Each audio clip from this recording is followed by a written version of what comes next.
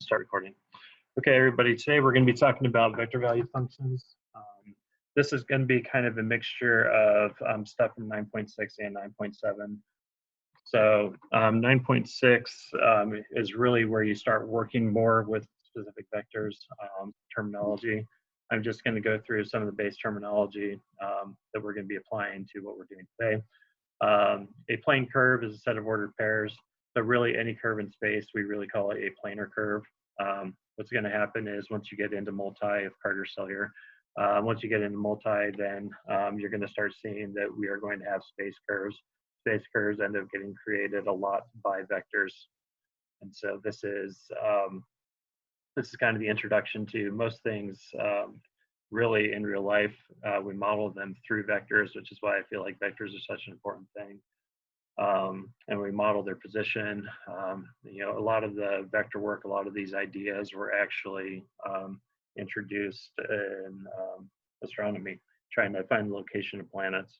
So we have a vector valued function, which is really a function that we have two components. We have I, which is our horizontal component, and j, which is our vertical component. So a lot of the stuff that we did earlier in previous chapters when we did our work with position, velocity, and acceleration, all of those were in essence singular dimensional vectors. So what we're doing now is we're adding that second dimension of the vectors. We're no longer just having like a straight like horizontal like position on the x-axis or a particle on the x-axis. It's going to be a particle in space on both the x and the y-axis. A lot of the times we are going to break it down into this kind of notation just because writing with the I and writing with the J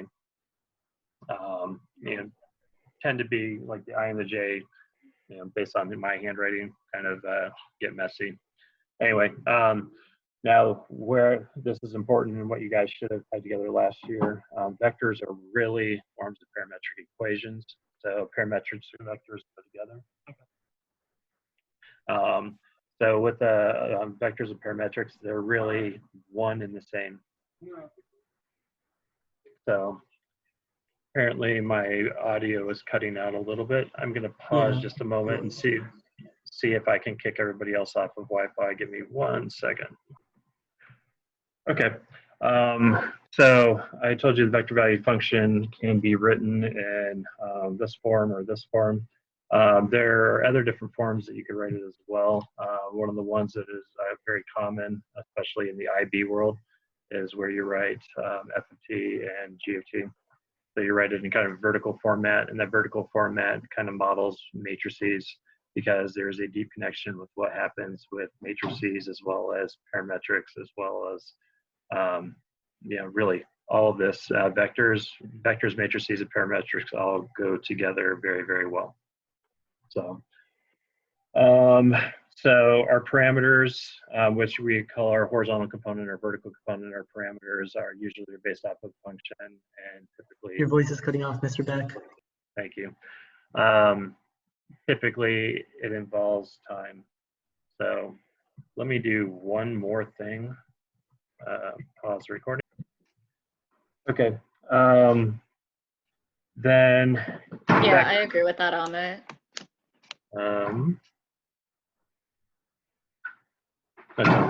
Sounds good. I will do that. Sounds like a good plan. So the curve in space is a collection of all the points that satisfy that vector value function. What do I mean by that? This is where I'm going to go ahead and shift over to GeoGebra. What I found is GeoGebra tends to be a little bit better to show what's going on here than Desmos. I do love Desmos, but fortunately Desmos isn't quite as happy. So what I have is I have this vector created where I'm starting at the origin at 0, 0. And then this is going to be our first example where the horizontal component, that x of t is 3 minus t. That vertical component is the square root of t. And so this vector is going to be created from the origin to whatever the end result is. So if you see how that vector moves, the vector moves along a path which looks like so. And one of our goals is to say, what is the actual curve that the vector is going to be following. So suppose that you have a line of sight to a car that's traveling along a path. What shape is the path that that car is traveling along? Or probably based off of this example, for any of you who understand a little bit how vectors work, you could say maybe this is a comet moving in space, and we're like from the position of maybe the sun. So hopefully that made enough sense for you. But let me go back to my screen. So the curve that I have right here is based off of the function y equals -1/4 x squared plus 4. So you see that parabola is coming down. The curve can be represented by different sets of parameters. When we talked about parametric equations the first time, I did say that parametric equations, different sets of parametric equations can end up creating the exact same graph. So this is one set, this is another set. You realize that the first set involves t, the second set involves the square root of t. So what ends up happening is that you can have two different particles along the same path, and those particles along the same path are just moving at different speeds based off of set number 1. So if I look at number 1 here versus number 2 here, which one is going to be moving faster? Somebody shout it out.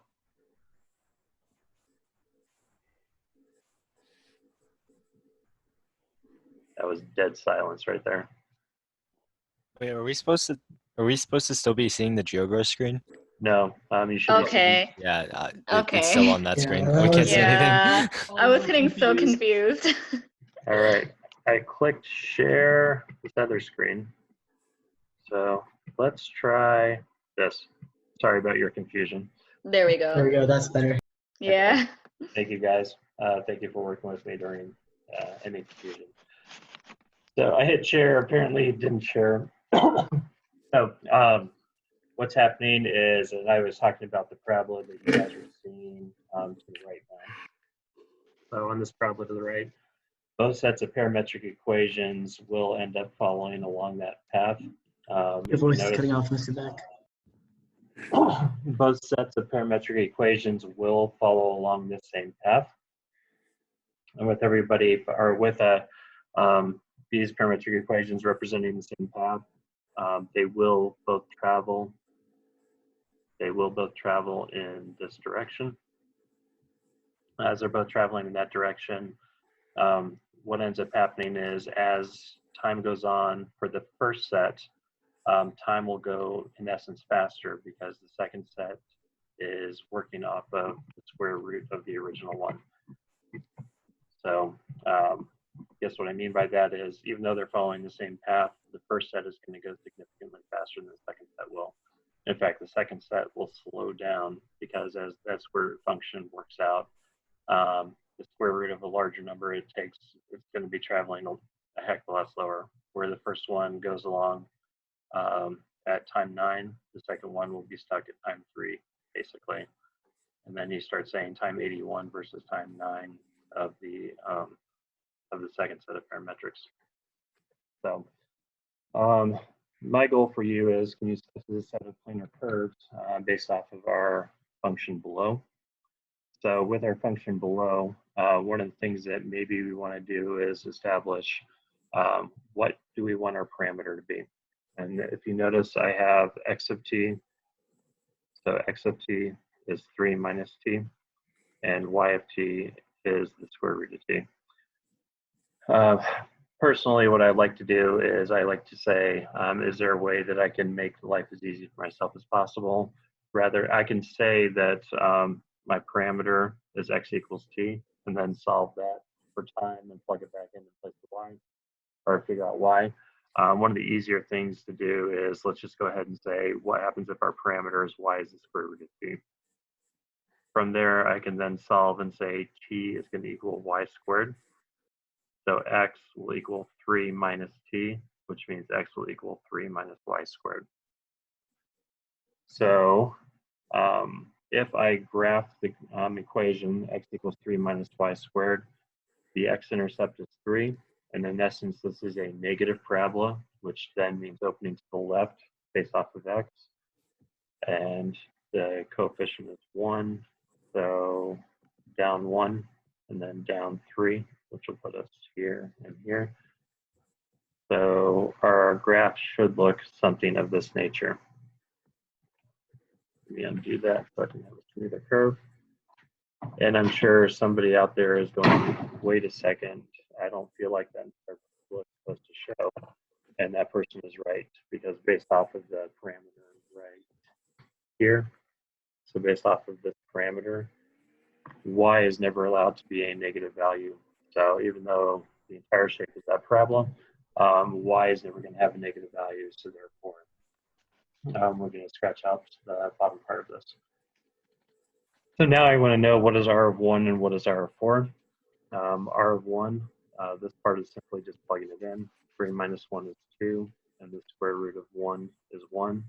So really r of 1, let me do this in a different color. R of 1 is going to be the vector that starts at the origin, it goes horizontally 2 and vertically 1 to end up at that point. So this is r, and I put r of 2, this is really r of 1. And then let me switch colors again and say what is actually r of 2, not r of 2, r of 4. To find r of 4, I will take 3 minus 4, which is -1, and the square root of 4 is 2. So conveniently, I asked for the 2 points that gave me that as well.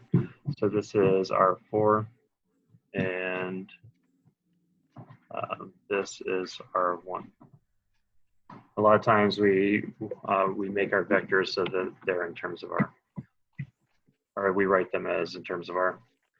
Now, what I'm going to do is I'm going to go back to the GeoGebra screen, and I hope all of you can see the GeoGebra screen right now.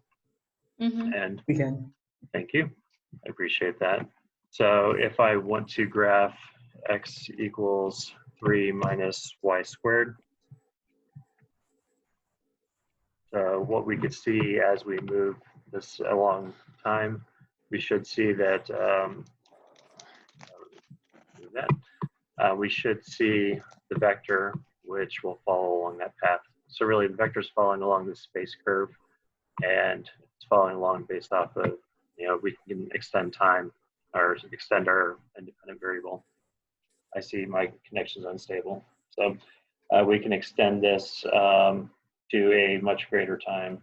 What we can't do is we can't go below time t equals 0, and that's purely because our parameter that we set, we establish a different parameter, a greater portion of the curve would actually show up. So for part B, I have our vector value function is 2 cosine t plus 1. The 4 sine of t plus 1 is my y coordinate, or my vertical component, I shouldn't say the y coordinate. Can I find r of 0? Can I find r of pi over 2? Can you switch the screen? Yeah. Thank you. Sorry. Hey, don't be sorry. This is why I liked having the Inspire up, just because I can show both at the same time. So r of t is 2 cosine t plus 1, 4 sine of t plus 1. So let's see if we can establish what would this possibly look like. So what is r of 0? R of 0 is 2 times 1 plus 1, which would be 3. And then the y coordinate is, or the vertical component is 4 times 0 plus 1, which is 1. So r of 0 begins at the origin and ends at the coordinate 3, 1. What does r of pi over 2 look like? R of pi over 2 now gives me 2 times 0 plus 1, which is 1. And then 4 times 1 plus 1, which is 5. So we end up with our terminal point right there. Badly drawn. Let me actually use this. Do that. And so we can see a little bit of what this curve is going to be doing. So if x equals 2 cosine t plus 1, y equals 4 sine of t plus 1. Next question is, can we rename this curve with another vector valued function?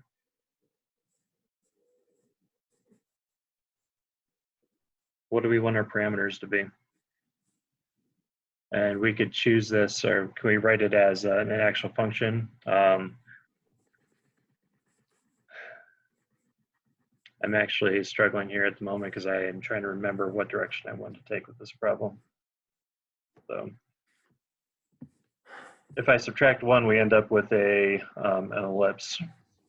So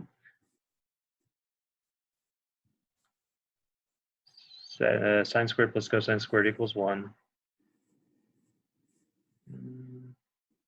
Let's go ahead and see if we can algebraically work it out. So if we say x of t, so x equals 2 cosine t plus 1. So x minus 1 over 2 is cosine. So I still think we're kind of in the elliptical form. Thank you for the suggestion. We have y equals 4 sine t plus 1. Basically working with our parametrics again. So y minus 1 over 4 is sine t. And so from there we can say sine squared plus cosine squared equals 1, x minus 1 over 2 squared plus y minus 1 over 4 squared equals 1. So we do end up with an ellipse one more time. And I'm going to go ahead and shift the screen over so that we go back to GeoGebra. And my hope is you guys actually are seeing that. And I'm going to rename this vector so that That just cut out.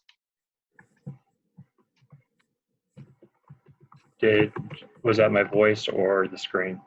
That just cut out, your voice. Okay. So I'm switching over to the GeoGebra screen so that I can rename my vector. So 2 cosine t plus 1 and then 4 sine t plus 1.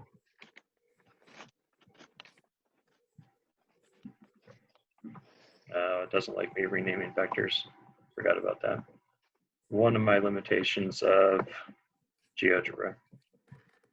So let's just redo it. Delete those. So vector 0, 0. So that's the initial point of the vector.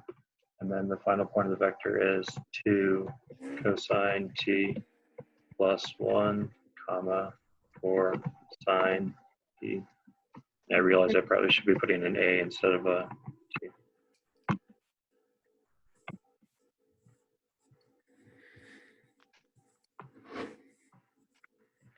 And it's not liking something. Mr. Beck, I think you need an A instead of a T. I do feel like I need that A. Let's see if it'll change. Oh, there we go. It actually did work. Thank you.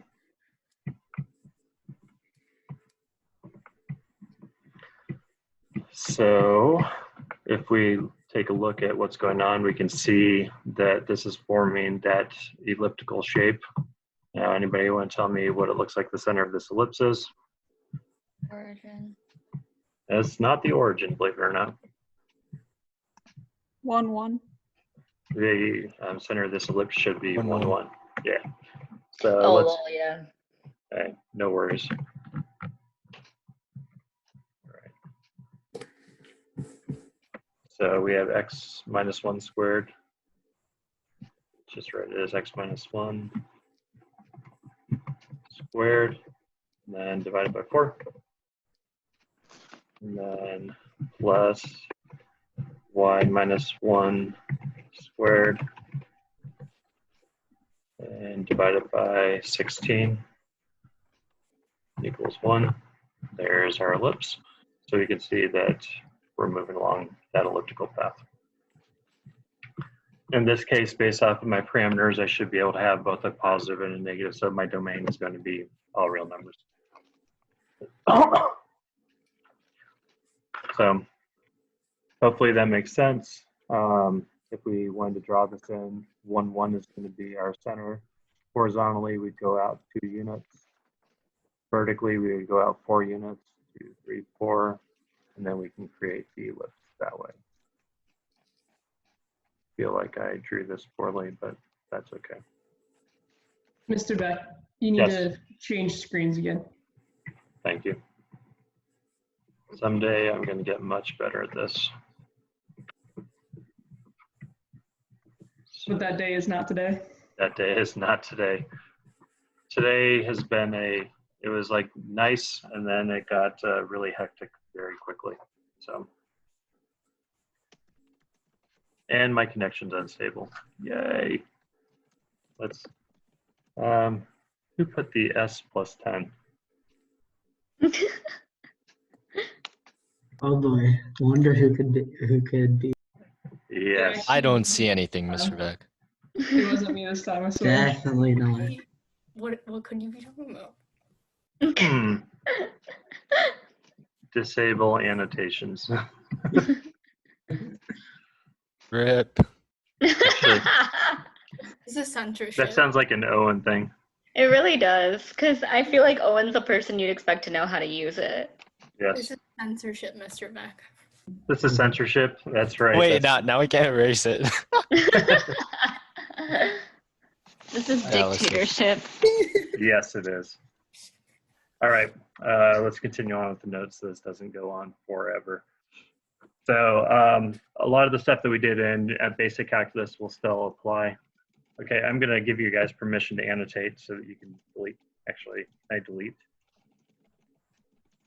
Let me, yes, okay, I'm erasing. Okay, there we go. A lot of the stuff we did in basic calculus way back in chapter 2, chapters 1 and 2 will apply to vector value functions. All operations with vectors end up still applying. So if I want to add R1 and R2, really, if R1 of X, so if R1 of X is based off of that function, R1 plus R2, we can join those together to say that would be F1 of T plus F2 of T, comma, G1 of T plus G2 of T. So really basic, basic addition functions. If we multiply it by a scalar, what's going to happen is that scalar will be multiplied by both the horizontal component and the vertical component. If we apply the limit is t approaches a of r of t, and provided that both of them have limits, this will turn into, just like any limit function, we can take the limit as t approaches a of f of t, and then limit as t approaches a of g of t. And I don't know how many of you are going, wait a second, that means that we could probably apply this to all the calculus aspects where we do the limit as t approaches, or as t approaches 0 of f of x minus f of t over x minus t. So, et cetera, et cetera. Just a quick walkthrough of domain. If we have a domain of vector value functions, we sort of saw a little bit about domain issues with example number 1 here, where t was not allowed to be negative because then I'll have the square root of a negative number, and don't feel like going very complex right now. Bad puns. So what we do is we take a look at all the individual components of each vector, whether this is 2-dimensional or 3-dimensional vectors. We're going to take a look at both dimensions or all dimensions and say, what is our biggest limitation, because that ends up being the domain of the function. So here, sorry, my 1-year-old just started tripping over the microphone. There you go. Okay. Put the baby on the mic. She ran away. That's a good thing. So for the horizontal component, t has to be greater than -1. For the vertical component, the domain is all real numbers. So the intersection of both domains is going to be the set of all t such that t is greater than or equal to -1. I should include that equal. For this one, we have domain t is not allowed to equal positive or -1. For this one, anybody know the domain over the arc cosine function? The domain of arc cosine should be from It's like -1. yeah. Sorry,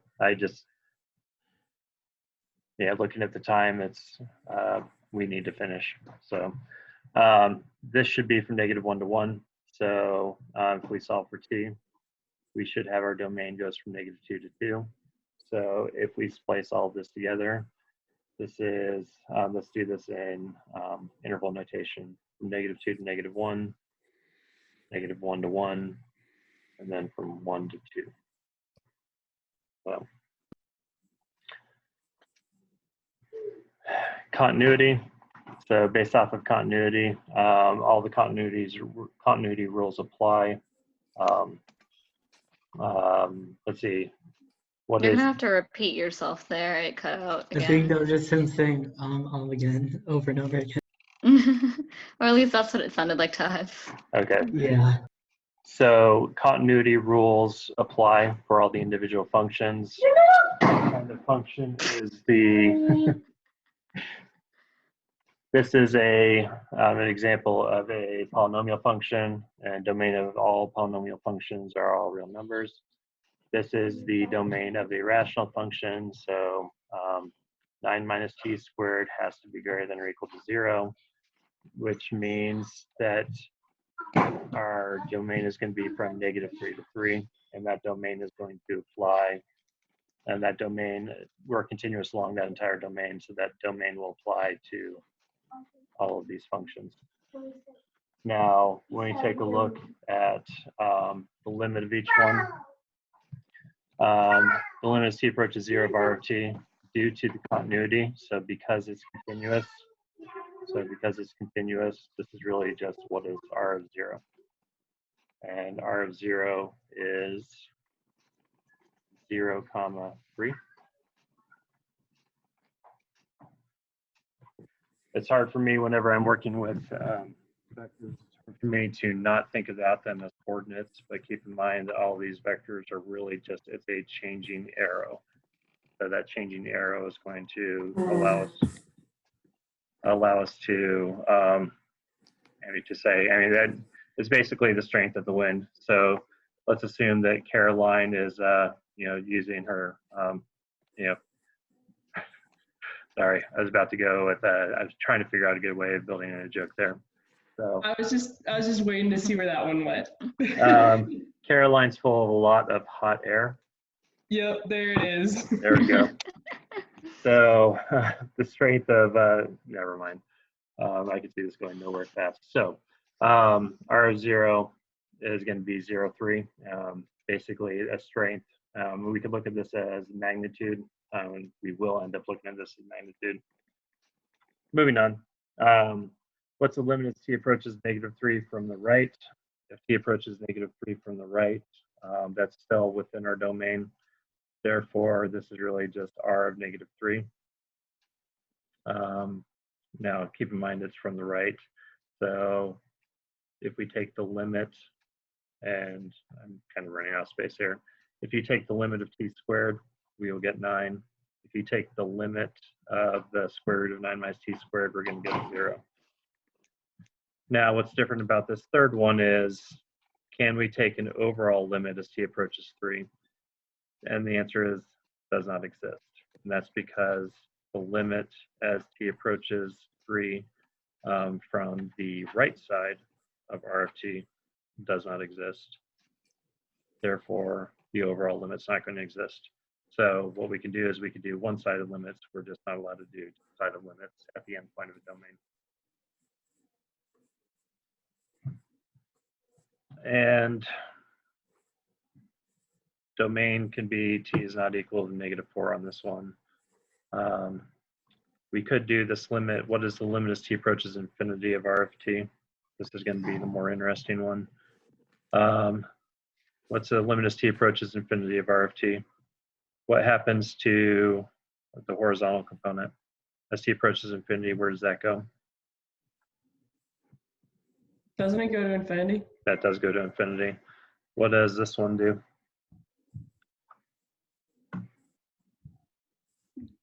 Go to 0? It Question goes mark? to 0. So the horizontal component goes to infinity, the vertical component goes to 0. So really, this limit does not exist, but a lot of times we can describe that does not exist. This is really actually bad notation. You don't want to use that. That shows that you're going to approach the horizontal component of infinity. So since this is going online, we probably shouldn't show that. It's just better to say the limit does not exist. Going through properties, derivatives of vector value functions.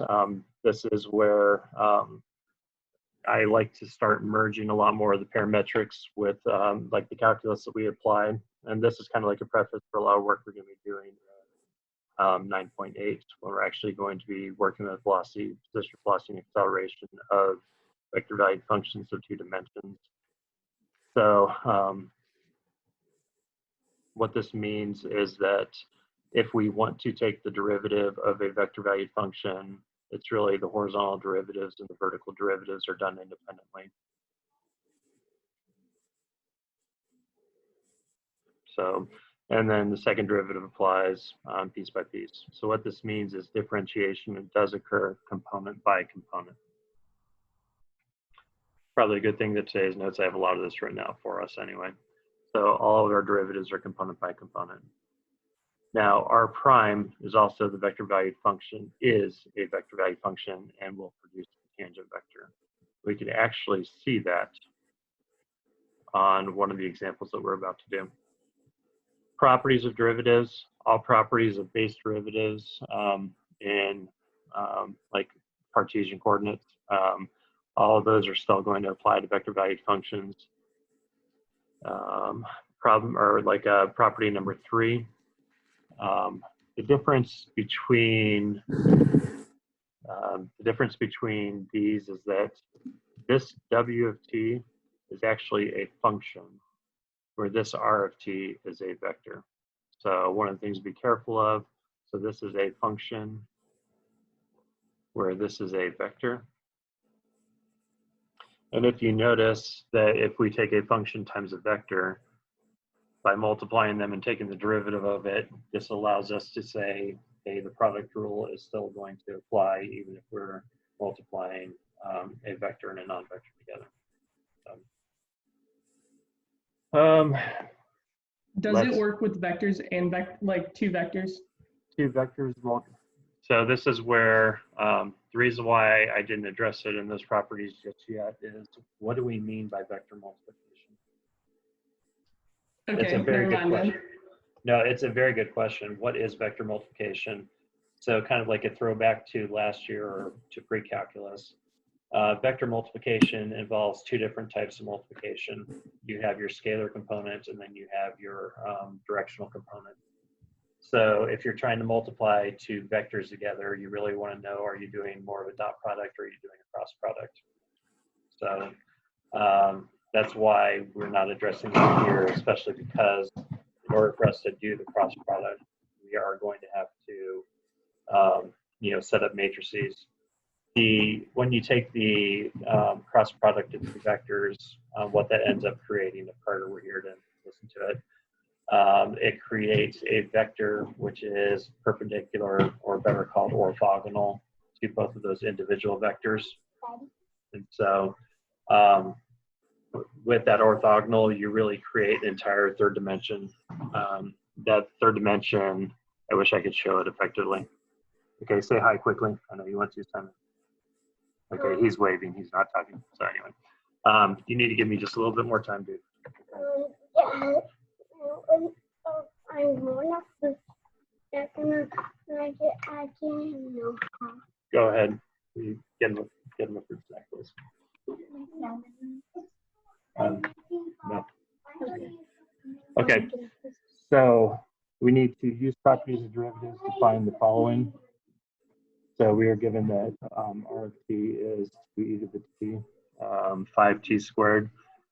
The derivative of 3r to the t, or 3 times r of t, 3 times the vector, we could do one of two things. We can actually multiply those together first and say this is 6e to the negative t, and then 15t squared, and then take the derivative. So the derivative with respect to t of that, my notation is now going to get the better of me. So if I take this derivative here, that's going to give me the derivative of 6e to the negative t is negative 6e to the negative t. The derivative of 15t squared is 30t. And so we could do it that way. Now what we could do is we could also take this as 3 times that derivative, which was negative 2e to the negative t, and then 10t. Which way is going to be the better approach to doing it? I really don't know. It depends function by function. I feel like a lot of us are going to be happier just go ahead, multiply the scalar through right from the beginning and go from there. Now, as we look at the difference between that one and R of 3t. So this is where what I like to see with this is articulating the difference that we are now going to take that R of 3t. So first of all, what is R of 3t? R of 3t is 2e to the negative 3t. But don't forget that if we're going to take the derivative, we now have an inner function. So we have to multiply by the chain of 3. So 2e to the, I guess it's 2e to the negative 3t, and then multiply by that chain, and the chain is going to be the derivative of that exponent, which is negative 3. And for the other one, it is going to be 15 times 3t squared. So 15 times 3t squared. I'm trying to think which way is going to be the easiest way to do it. Do you mean 5? Yes.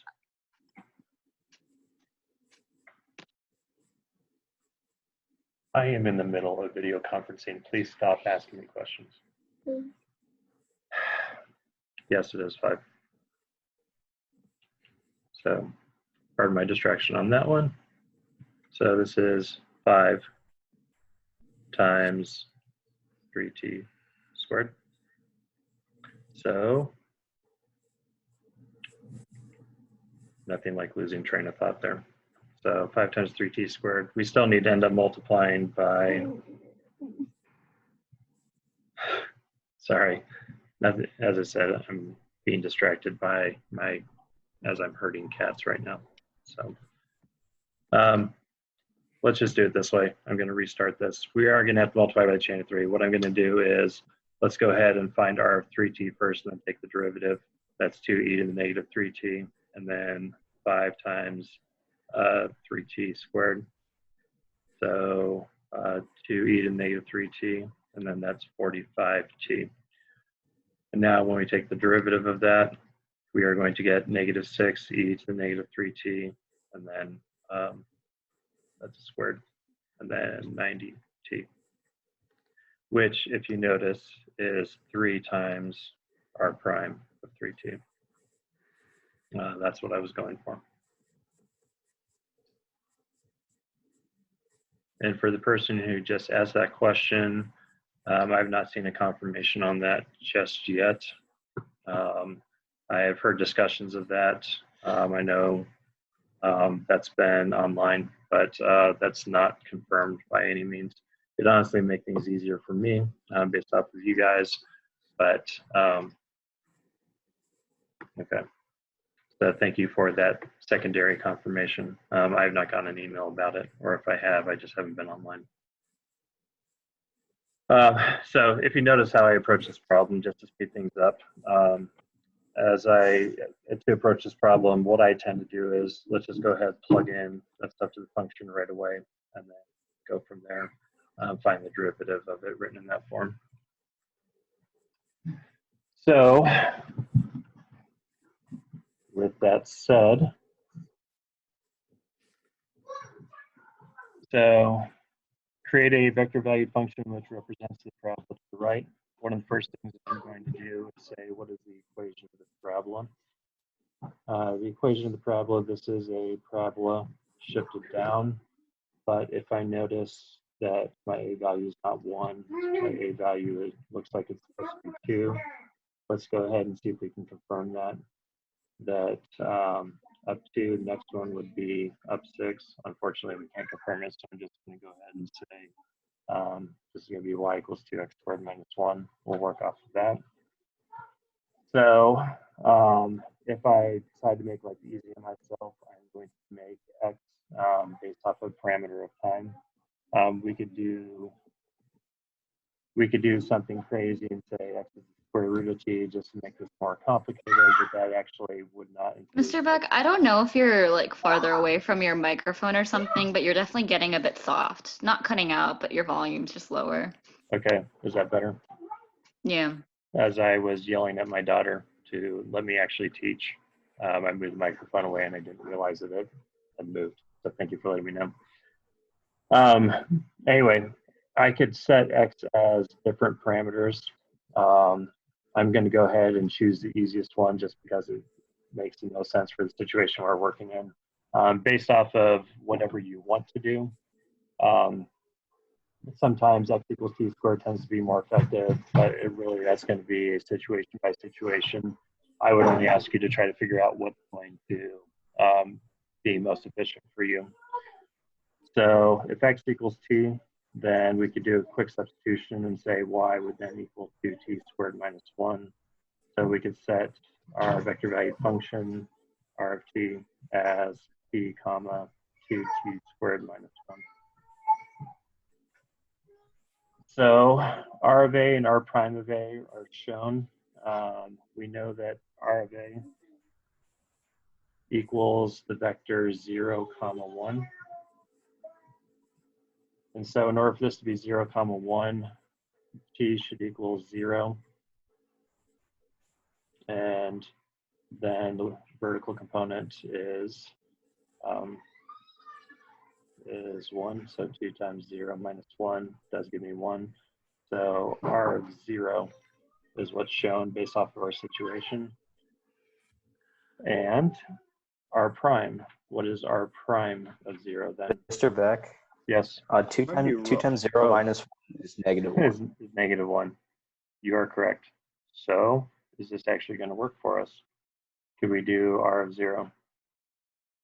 Yeah, r of 0 should be 0, no wait. Should be.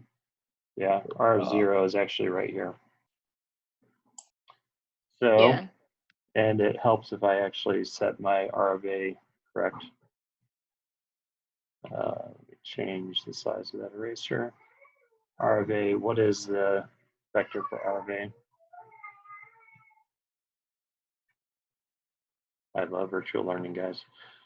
T equals 1. So how about 2 times 1 minus 1? I hope that. There you go. I'm seeing a lot of people agree on that one. So r of 1 does give me 1, 1. So this means a equals 1. R prime of a is going to be, what is our derivative of t comma 2t squared minus 1? So the derivative of t is 1. The derivative of 2t squared minus 1 is 4t. This is r prime of t, by the way. So now r prime of 1 should equal 1, 4.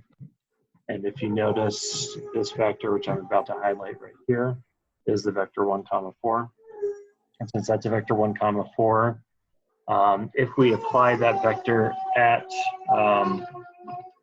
or starting like from the initial vector along that space curve, what we should notice and what we're going to highlight and explore in the next section is that this is it's going to be tangent to our curve at that point. Yes, that's Hazel in the background. She apparently is hungry. So now the next thing that I like to show, and this is going to set us up for what we're going to do in the future as well, that if we take the second derivative, what is our double prime of t? Our double prime of t should end up equaling 0, 4. And if I apply 0, 4 at that point,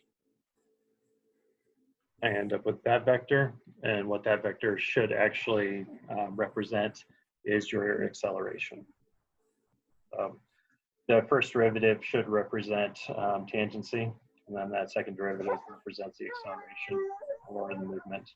And the fact that we have a vertical component, the vertical acceleration is 4, that's why the parabola is in the direction that much more. So, Mr. Beck, your voice just cut off for a bit. thank you. So, long story short, we're setting this up for what we're going to do in the next section, where we're going to talk about how acceleration actually affects the position of the graph.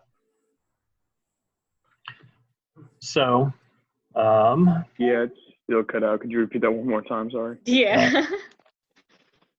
in the next section, we will discuss how acceleration affects the position of the graph. I love how your voice almost cut off for a third time. I am loving So it's like this. in the next session, the acceleration will what?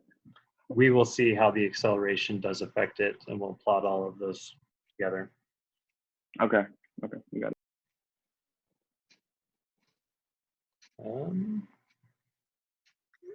Okay. So I will do one example right here. Actually, I will do 2 examples, and I'll try to do it actually very efficiently. Example 7a. Actually, let's do 7b. 7a, everybody see what shape that is? Parabola, not necessarily exciting. So let's talk about e to the t and e to the 2t. So if I define my parameter as x equals e to the t, just to try to make life a little bit easier, then the y parameter, if I say y is e to the 2t, which is e to the t squared, this tells us that we are still working with y equals x squared if we establish that parameter goes in there. It is also a parameter. Or sorry, it is also a parabola. So if I graph y equals x squared, one of the things that we should note is, can e to the t ever be less than 0? And the answer to that is no. So we are going to be working with just the positive half of the parabola, like so. So x equals e to the t, y equals e to the t squared. So at t equals 0, what is r of 0? R of 0 should give us 1, 1. So I'll do this one in blue. That's r of 0. And then what is r prime of 0? You just lost $20. I do have my notes out, but I'm not necessarily following them.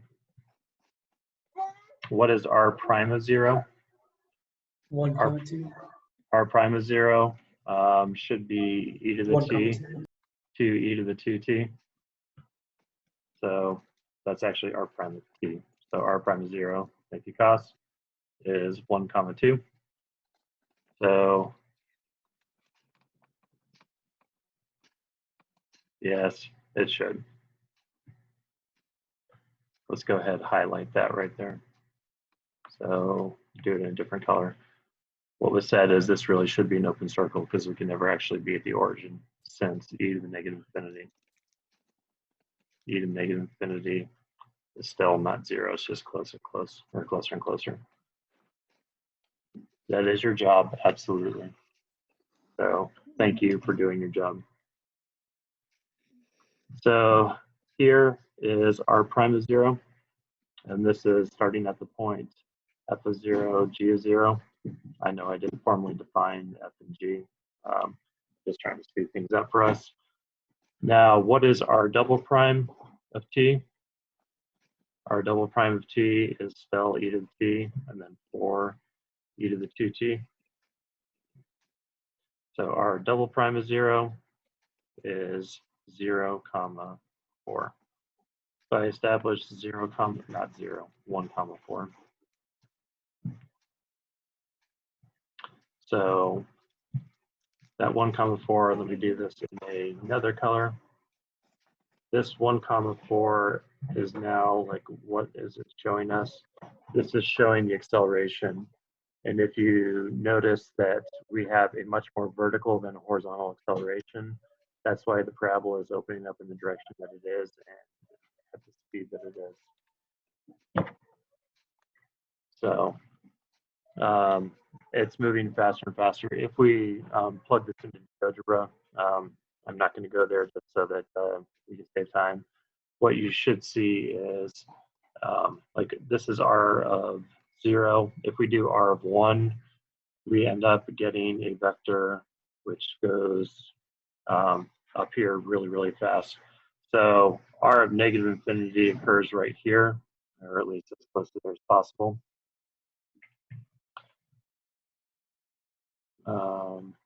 It is supposed to be for the y equals x squared, that's correct. So that is an open circle on the origin. So this is R of negative infinity, and then we get to R of 1 here, and then R of 2 is way up here. So this one is extremely slow at first, and then we go from extremely slow to it speeds up very, very fast. Okay, wait, can you repeat like what the R prime of t is supposed to signify? R prime of t is the point of tangency at the point R of 1, Oh, okay. at the end point of R of 1. And then what I have as the that blue or that teal color. That teal color is the acceleration, which is why the acceleration as we get closer and closer, at that point of origin. Then, sorry, I'm reading the comments now. Would you go feed the baby? Ow. Just banana. There's a banana in the garage. Okay. What I was going to show with part C, a lot of you guys can, go ahead. I just have a question. So, like, does R double prime of t start where R prime of t ends, or where R of t ends? So, like you in the previous example, the teal line starts at the point 1, 1. Is it supposed to start there, or where R prime of 0 stops? So if you notice, when you see the previous example, are you talking about this one? No, like the 7b. 7b. So because I'm saying R double prime of 0, so at time 0, everything is based off of this point. So that's where we have the tendency at that point. We can see what the acceleration is doing at that point. All right, thanks. I wish I could do a good minion voice of banana right now. So for the person who asked why bananas in the garage, because it's cooler out there and they'll spoil a lot less fast. So banana. All right. Anyway, moving on. One of the things I wanted to show with this is everybody should recognize that this is an ellipse. Let me go ahead and take a picture of my notes so I can say what's the important thing that I wanted to establish here.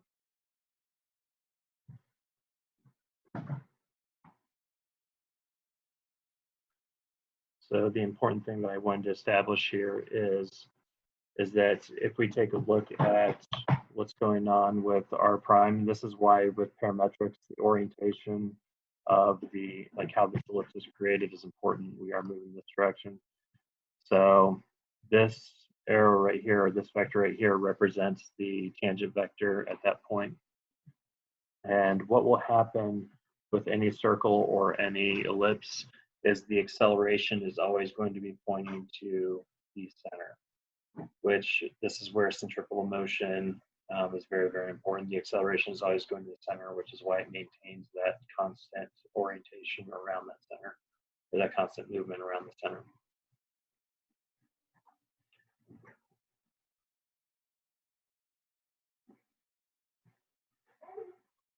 Yes. Okay. last but not least, integrals of vector valued functions. Integration of vector valued functions, very, very similar to integration of just normal functions. By the integration of the vector valued functions, let's see, what is the most important thing here? So unfortunately, this bottom portion got cut off. So this equals, a lot of times we'll write the antiderivative of the vector value function as capital R of t. And plus this overall c. Now this c really should be bolded because this is what we call a constant vector. So find the indefinite integrals. The integral of t to the fourth, we could look at this as 1/5 t to the fifth. Then if you remember the integral of the natural log function, I really hope you do, the integral of the natural log function is going to be, usually we say x, but in this case it'll be t natural log of t and then minus t. So we write that as t natural log of t minus t. And then plus, I'm going to write a capital C for a constant vector, or sometimes we also write it as C1, C2, where those are actually just constants. Many times you will see that just merged together as 1/5 t to the fifth plus C1, and then t natural log of t minus t plus C2.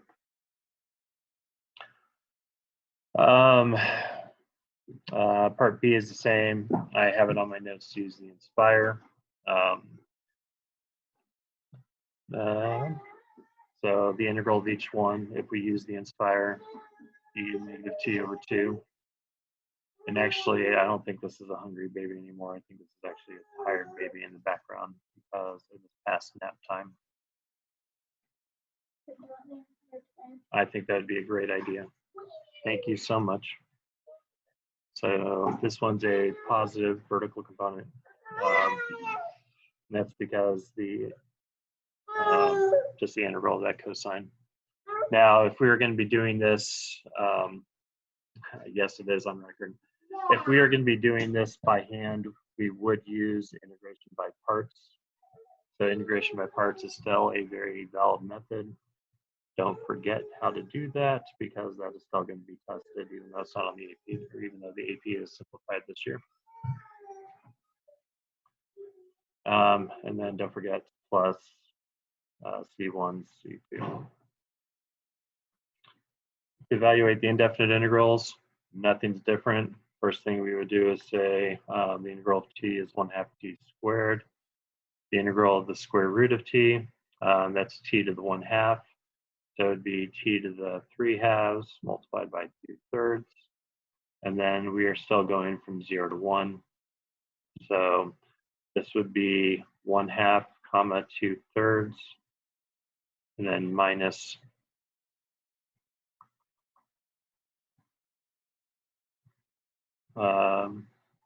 just double checking. So 1/2 2/3 minus 0, 0. And the reason why I was pausing is because in my notes, I actually think it decreases.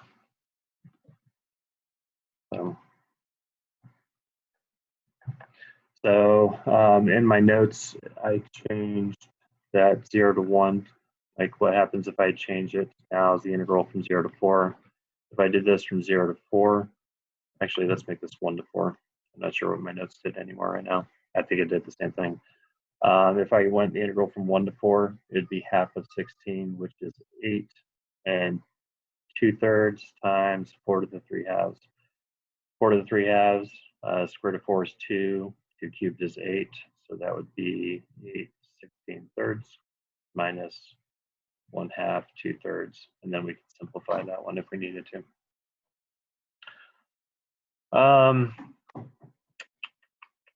So last thing, just so that we can wrap this up, is find R of t that satisfies the initial condition for R prime is 0, 3. And I do believe that this is a typo right here. R of 0 is 4, 0, and R double prime of t is this function that we have right here. So this is in essence using differential equations or solving from a differential equation mentality. So I'm going to start from R double prime of t. R double prime of t is -4 cosine t, -3 sine t. So R prime of t, if we integrated that, should give us the integral of cosine is positive sine, so that's -4 sine of t. The integral of sine is the negative cosine, so that would be 3 cosine of t. And then plus, I'm going to write it as some generic constant, and we're going to integrate twice, so I'm going to call that C1.